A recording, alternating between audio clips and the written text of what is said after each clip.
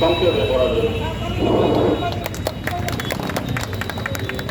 আজকের এই নির্বাচনী জনসভা শ্রদ্ধেয় সভাপতি, মঞ্চে উপস্থিত প্রাক্তন মন্ত্রী তথা দক্ষিণ করিমগঞ্জের কৃতি সন্তান জনাব সিদ্দিক আহমদ মহাশয়, উপস্থিত আমাদের মাইনরিটি চেয়ারম্যান জনাব ইকবাল হোসেন মহাশয়, উপস্থিত পাতারকান্দি প্রাক্তন মন্ডল সভাপতি তথা পাতারকান্দি বিজেপির কর্মদার আমার কাকু সহ উপস্থিত বিভিন্ন জেলা পরিষদ, আমাদের আজীবন এলাকা আপামর জনসাধারণ, আজকে আমি প্রকাশ্য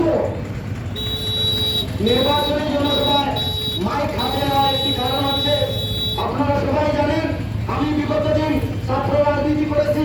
ছাত্র সমস্যা তথা দেশের সমস্যা নিয়ে সদা সর্বদা আমি সচেষ্ট দেখেছি। আপনারা সবাই জানেন, social media, electronic media, print media যদি আপনারা দেখেন, সদা সর্বদা দেখবেন আমি বিভিন্ন সমস্যা নিয়ে আমি সোচ্চার হয়ে থাকি।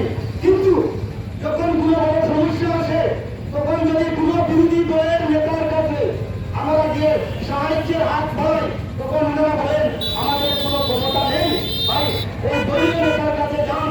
সেই দিন আমি বুঝতে পারি বিরোধী দলের টাকা মানে জীবন। সেই হিসাবে আমি দেখলাম এই দলের সত্য দায় থেকে কোনো লাভ নেই।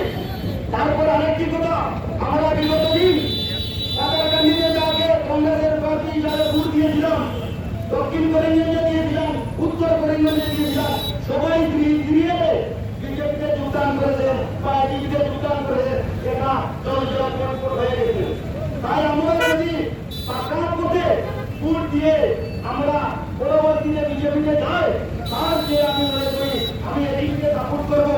সুযোগ পথে ভোট দিয়ে আমরা বিজেপিতে এদিকে জুটের যে প্রার্থী ওনাকে